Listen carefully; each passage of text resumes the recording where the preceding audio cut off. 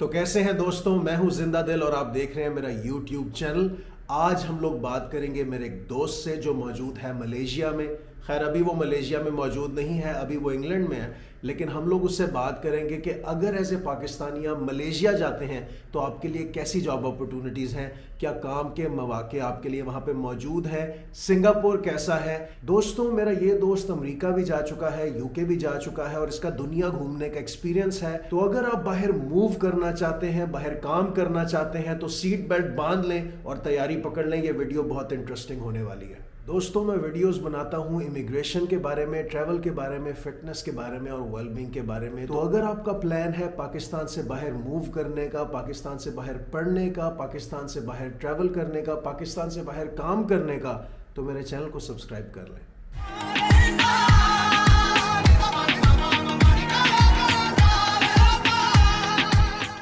मैं लोगों को बताना चाहता हूँ, जो देखने वाले हैं, मैं उनको बताना चाहता हूँ जी, ये अजीम साहब हैं, ये मेरे बड़े अच्छे दोस्त हैं और इनके साथ जी, जी। बड़ा अच्छा टाइम गुजरा है। साथ हम लोगों ने इकट्ठे वर्जिश भी की है और एक बेहतरीन वक्त गुजरा है। और ये मलेशिया होते हैं, जी, मलेशियन नेशनल हैं ये। और मलेशिया में जी। इनकी जॉब इमिग्रेशन में ये इमिग्रेशन ऑफिसर के साथ खड़े होते हैं। तो इमिग्रेशन ऑफिसर को कहा जाता है कि यह जिहा बंदा फिर दोबारा नहीं आना चाहिए। मेरा नाम अजीम है और मैं मलेशिया में होता हूँ एज अ पर्सनल ट्रेनर।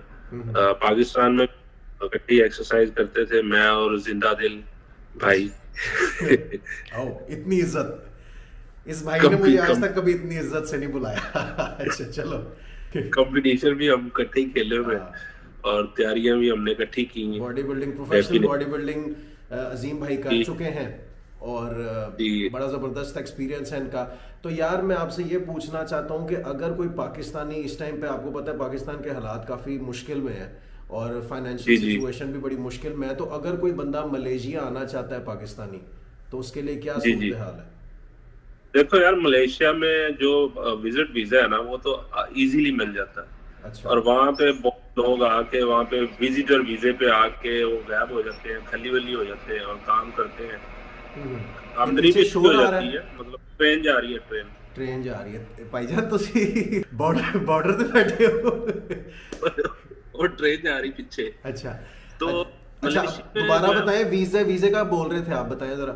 हाँ जी, विजिटर वीजा जो है मलेशिया का, वो तो इजीली मिल जाता है और हम्म लोग आते भी हैं विजिट वीजे पे आके। उसके बाद वो काम शुरू कर देते हैं, हम्म। 1,00,000 1,50,000 का मंथली कमा लेते हैं। लेकिन वहां पे मसला पता क्या होता है? वहां पे मसला होता है वीजों का।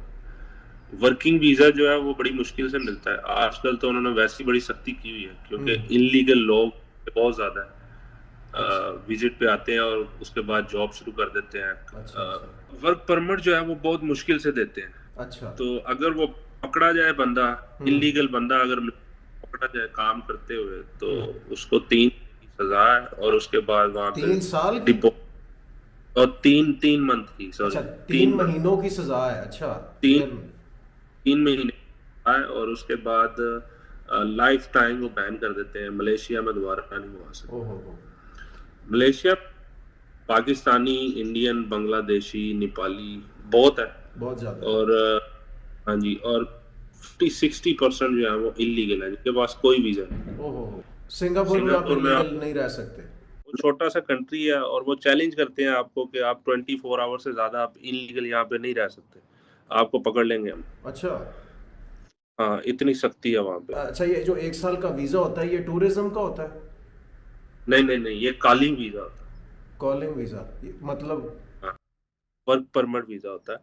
कंपनी इसको कॉलिंग भेजती है कि ये हम, मुझे एम्प्लॉय चाहिए और मैं इसको बुला, तो वो फिर वहां पे आते हैं।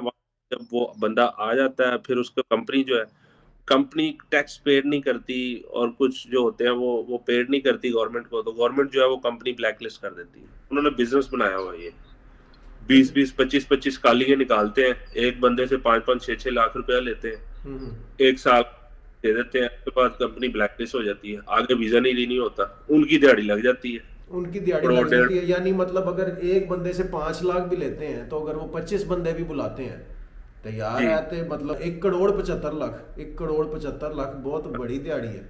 बहुत आम हुआ हुआ है। यहाँ पे बिजनेस बनाया हुआ लोगों ने, जिनको नहीं पता बेचारों को, वो आ जाते हैं यहाँ पे 5-6 लाख रुपए आ जाते हैं, बाद में साल बाद उनको पता चलता है कि यार तो ये क्या फिर किया। आप ये देखने वालों को भाई आपको ये भी बता रहे हैं कि वीजा फ्रॉड से भी बचें। अगर आप मलेशिया जा रहे हैं तो ये कॉलिंग वीजा में फ्रॉड भी बहुत ज्यादा है। मैंने अपनी आंखों से लोगों को देखा है कि जो एजेंट धोखा देते हैं, 5-5, 6-6 लाख रुपया लेके टूरिस्ट वीजे पे बुलाते हैं मलेशिया। अच्छा, टूरिस्ट जो वीजे पे? हालांकि टूरिस्ट वीजे पे जो गांव के बच्चे, जो फैसलाबाद के और ये छोटे छोटे गांव के, जिनको नहीं पता बेचारों, तो वो जो है वो 5-5, 6-6 लाख टूरिस्ट वीजे का दे के आते हैं, जो कि टूरिस्ट वीजा 25 से 30 हजार रुपए में आप खुद ले सकते हैं, मलेशिया का वीजा। तो वो एजेंट को 5-6 लाख रुपए दे के आते हैं यहाँ पे टूरिस्ट वीजे। तो टूरिस्ट वीजा वैसे 3 माह का होता है, 1 माह का होता है, क्या सीन है? वो डिफरेंट होता है, देते वो 1 महीने की एंट्री है, लेकिन वो एक्सटेंड कर देते हैं। जब आप मलेशिया में रहते हो तो आपको 1 महीने की और एक्सटेंशन देते हैं, फिर 1 महीने की और देते हैं एक्सटेंशन, 3 महीने की होती है। 3 महीने मैक्सिमम रह सकते हो आप उधर। जी। और जो आजकल ई वीजा भी चल रहा है, ई वीजे पे जो है वो सिंगल है, और जो स्टिकर वाला वीजा होता है उस पर मल्टीपल एंट्री होती है। अच्छा, ई वीजे पे सिंगल एंट्री है और जो स्टिकर वाला वीजा है उस पे मल्टीपल एंट्री है। जी। और ई वीजा जो है वो एक्सटेंड नहीं होता। अच्छा, ई वीजा एक्सटेंड नहीं होता, लेकिन ई वीजा मेरा ख्याल है आसानी से मिल जाता होगा। ई वीजा आसानी से मिल जाता है, वो पेपर होता है। ई वीजा वो ईमेल कर देते हैं आपको। ठीक, स्टिकर वाला वीजा बेहतर है यानी? क्योंकि आपकी ट्रैवल हिस्ट्री भी अच्छी बन जाती है, पासपोर्ट पे स्टिकर लग जाता है। तो अगर आपने मलेशिया आना है तो उसके साथ आप सिंगापुर का भी लगवा के लेके आए, क्योंकि साथ साथ है। मलेशिया से अगर आप कोलालमपुर आते हैं तो कोलालमपुर से 4 से 5 घंटे की ट्रैवल है सिंगापुर की बाय रोड, तो आप सिंगापुर भी जा सकते हैं, वहां थाईलैंड किस्मत आजमा सकते हैं। हाँ, अगर आपने ट्रैवल हिस्ट्री बनानी है तो ये 3 कंट्री बड़े अच्छे हैं।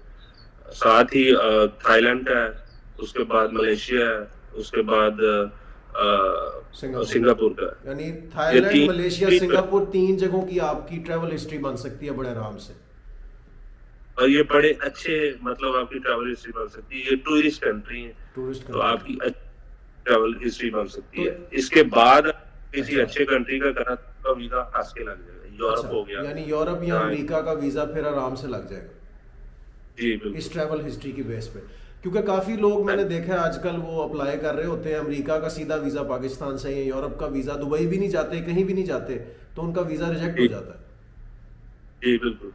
तो यार मुझे थोड़ा सा ये बताओ कि आपका अपना एक्सपीरियंस क्या था, शुरुआत वहां पे की मुश्किलात आई, क्या हुआ? मुझे कोई काम नहीं मिलता था। काम मैंने जिम में स्टार्ट किया, 3 महीने मैंने काम किया। या वहाँ पे ये भी बड़ा मसला है कि वहाँ पे अगर आप काम करते हो ना तो लोग सैलरी भी आपकी मार जाते हैं। आप पूरा महीना काम करते हो तो आपको सैलरी नहीं देते। मेरा क्या स्टेटस था, मैं स्टूडेंट था, स्टूडेंट वीजे पे गया था। अच्छा। और मैंने जिम में जॉब स्टार्ट की, 2 महीने मैंने स्टार्ट किया, 2 महीने मैंने काम किया, उस बंदे ने मुझे सैलरी नहीं दी। उसके बाद मैं सर्च करना शुरू की जॉब्स। तो सर्च में जिम में ही करता था, क्योंकि मेरी एक्सपीरियंस ही जिम में था और कोई काम आता ही नहीं था। तो मैं रेस्टोरेंट में इंटरव्यू देने गया और उन्होंने मेरी शक्ल देखी रेस्टोरेंट में यानी वेटर की जॉब के लिए भी कोशिश की, लेकिन नहीं बात बनी। हमने एक कैफे था छोटा सा, तो मैं आया, वो चाइनीज लड़की थी, उसने मेरी बॉडी शॉडी देखी, तो उसने मुझे जब देखा तो मुझे कहती कौन इंटरव्यू आप दोगे? मैंने कहा हाँ जी। तो कहती अपनी शक्ल देखी, अपना हुलिया देखो, मेरे कस्टमर रहोगे तुम जाके कोई उधर लोग भी छोटे छोटे से होते हैं ना, तो बॉडी बिल्डर देख के भाग जाना था उन्होंने। वेटर ऐसा बॉडी बिल्डर, हाइट उनकी छोटी होती है, तो मुझे कहते जाके तुम जो है ना कोई बाउंसर की जॉब स्टार्ट करो। मुझे एक बंदे ने बताया कि एक जिम है, वहां पे आप ट्राई करो। तो वो बंदा था रशियन, गोरा था, उसके पास में गया, उसने मुझे इंटरव्यू किया। अब मुझे इंग्लिश भी नहीं आती थी। अच्छा। उस टाइम स्टार्ट किया था तो मुझे इंग्लिश इतनी नहीं आती थी। मुझे वो पूछे जी हाउ आर यू, मैं उसको कह रहा हूँ जी आई एम 26 इयर्स ਉਹ ਤੈਨੂੰ ਪੁੱਛ ਰਿਹਾ ਤੇਰਾ ਕੀ ਹਾਲ ਹੈ, ਤੂੰ ਅੱਗੋਂ ਕਹਿ ਰਿਹਾ ਮੈਂ 26 ਸਾਲ ਦਾ ਹੈਗਾ। मैं तो फिर कह रहा how old are you, how old are you? अच्छा ठीक है, मैं 26 इयर्स। अच्छा ठीक है, ठीक है। और कहना व्हाट्स योर नेम, मैं नाम नहीं दसिया। और भी काफी चीजें मुझे नहीं याद है। तो अच्छा मुझे कहता है यार मैं आपको रख तो लूं लेकिन आपकी इंग्लिश नहीं अच्छी, अच्छा।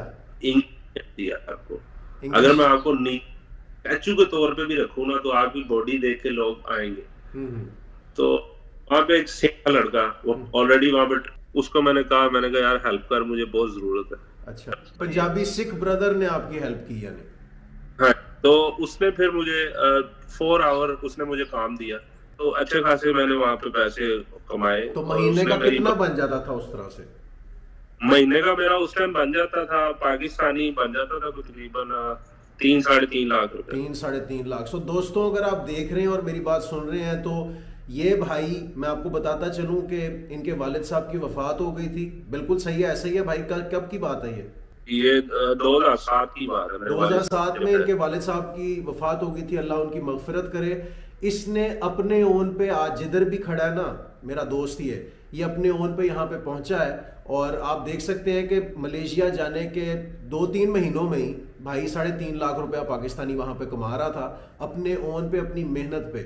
लेकिन इससे ये भी मैं आपको बताना चाहता हूँ कि फिटनेस में बहुत ज़्यादा स्कोप है। क्यों भाई, ऐसा ही है?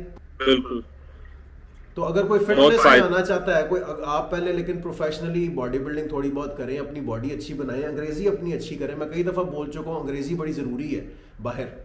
हम लोग तकरीबन सेम टाइम पे पाकिस्तान से निकले हैं। मैं थोड़ा सा पहले निकला हूँ, ये बिल्कुल 6 महीने का फ़र्क होगा, क्या ऐसा ही है ना? बिल्कुल ऐसी।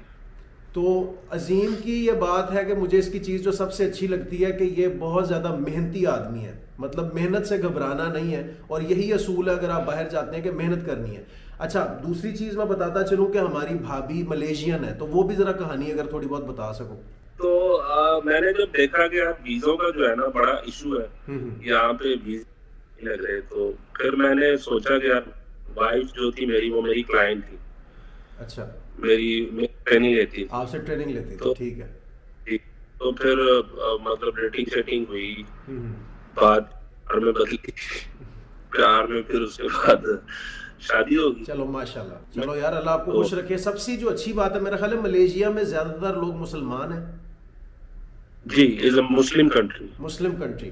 तो दोस्तों, अगर आप मलेशिया जाते हैं तो भाई ने आपको तरीका बता दिया है कि मलेशिया जाके आपने अगर काम शुरू किया है, तो अगर आपको एक मलेशियन फीमेल अच्छी आपका लाइफ पार्टनर मिल जाए तो आपकी ज़िंदगी भी अच्छी हो सकती है। अच्छा, आपकी शादी हो जाए अगर मलेशियन से, तो उसका क्या क्राइटेरिया, आपको कोई सिटीजनशिप मिल जाती है? एशिया में अब शादी भी जो है ना वो बहुत डिफिकल्ट कर दी हुई है, क्योंकि क्योंकि वहाँ पे पता क्या होता है, वहाँ पे लोग शादी करवाते हैं, शादी करवा के स्टेटस बन जाता है, मैरिड स्पाउस वीजा हो जाता है, तो फिर वो 2-3 बच्चे हो जाते हैं, उसके बाद वो वीजा लगवाते हैं अमेरिका का, यूके का और यूरोप का, वहाँ पे चले जाते हैं, वापस ही नहीं आते, अच्छा, बच्चे, पीछे बीवी देखते। बच्चे, बीवी बच्चे छोड़ के चले जाते हैं?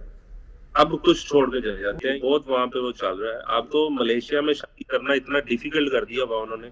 रिसेंटली मेरा दोस्त है, उसने शादी की है पाकिस्तान में, वाइफ को लेके गया, वहाँ पे शादी की है उसने, तो हो जाता है। ये नहीं कि शादी नहीं होती, हो जाती है, लेकिन बहुत डिफिकल्ट है।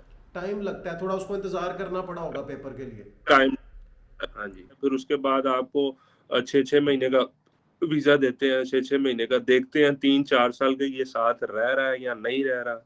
वो चेक भी करते हैं घर आके कि ये वाकई मैरिज है या पेपर मैरिज करवाया हुआ मैरिज है। तो नहीं है, जैसे अमेरिका में भी होता है बहुत ज्यादा। हाँ, तो उसके बाद ये जो है ना फिर वो फाइल खोलते हैं आपकी मैरिज की। अमेरिका में भी फ्रॉड हुआ था मेरे दोस्त के साथ। मैं, जो देखने वाले हैं उनको भी बता दूं कि मेरा दोस्त अमेरिका गया था और उसको किसी ने ये झांसा दिया था, एक लड़की ने, गोरी ने, कि जी आप मेरे से शादी करो, मुझे $25,000 दे दो, पेपर मैरिज करते हैं, और ज़बरदस्त।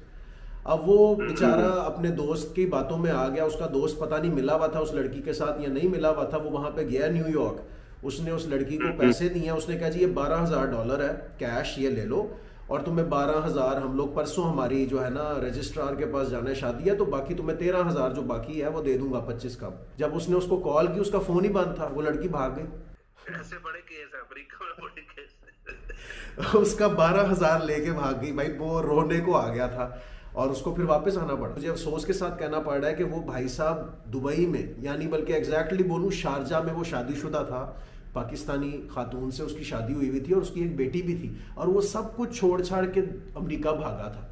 सेम कहानी है। उसकी बात हुई एक बंदी से, गोरी 25,000 रुपया दे, तेरे साथ पेपर मैं रीड करती हूँ, जब तक तेरे तुझे पीआर नहीं ना मिलेगी तो मैं तेरे साथ ही रहूंगी।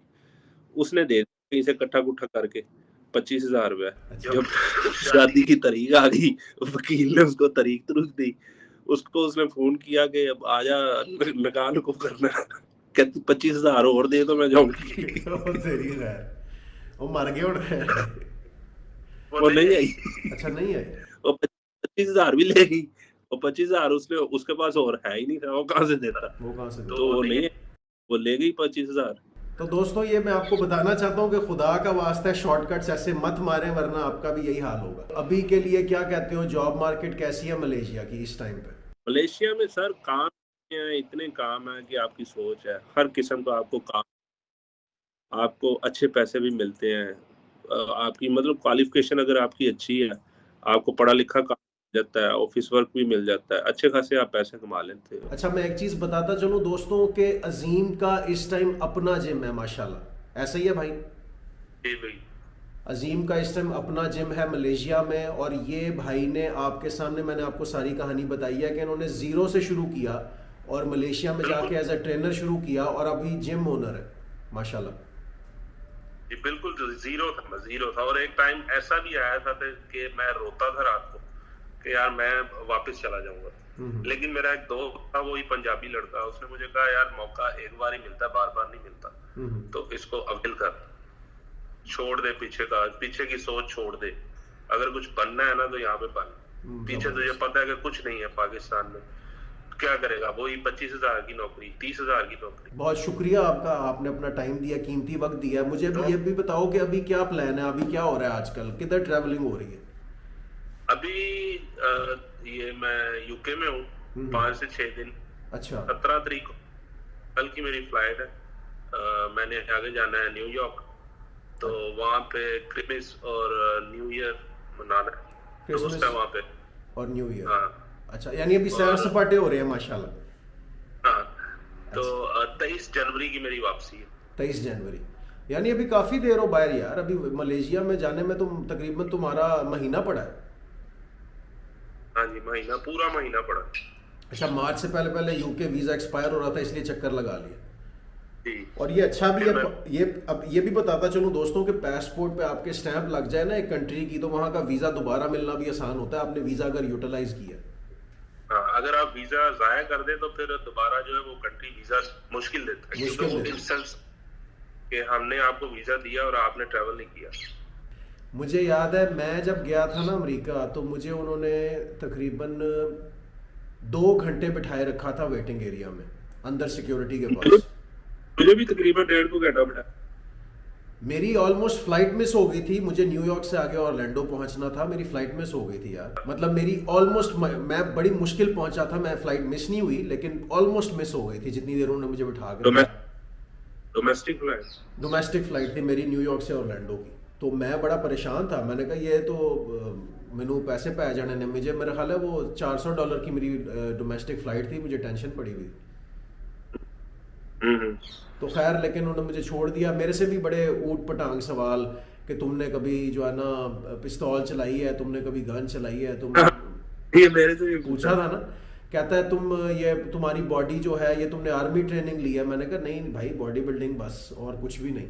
तो बड़ी मुश्किल उसको कन्विंस किया, मैंने कहा यार मैं इसी में आगे फिटनेस में आगे ही प्लान है मेरा मास्टर्स करने का और डिप्लोमा करने का, और मैं एजुकेशन लेना चाहता हूँ इसी के मुतालिक, तो मेरा यही प्लान है और मैं दोबारा वापस जाके अपना जिम खोलूंगा।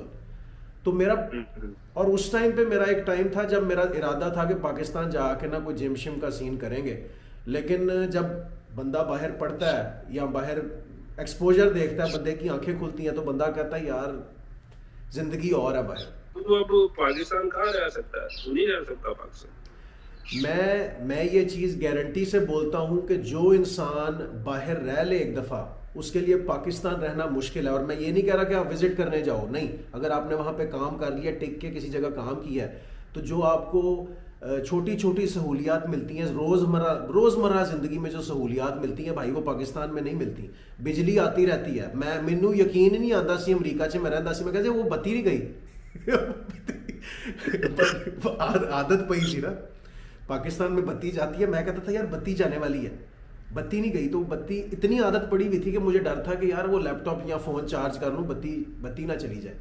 तो वो बंदे को होता है कि यार अच्छा बत्ती भी आती है, गर्म पानी भी मिल जाता है, 15 मिनट में इलेक्ट्रिक हीटर गर्म पानी भी दे देता है।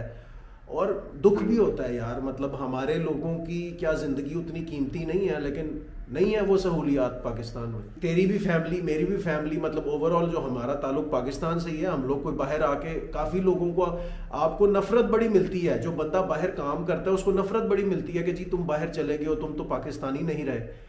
भाई हमारी फैमिली पीछे पाकिस्तान में ही है, हमारा ओरिजिन तो पाकिस्तान ही है, जीना मरना पाकिस्तान के साथ ही है, लेकिन रोजी रोटी भी तो कमानी है ना, सही है कि नहीं?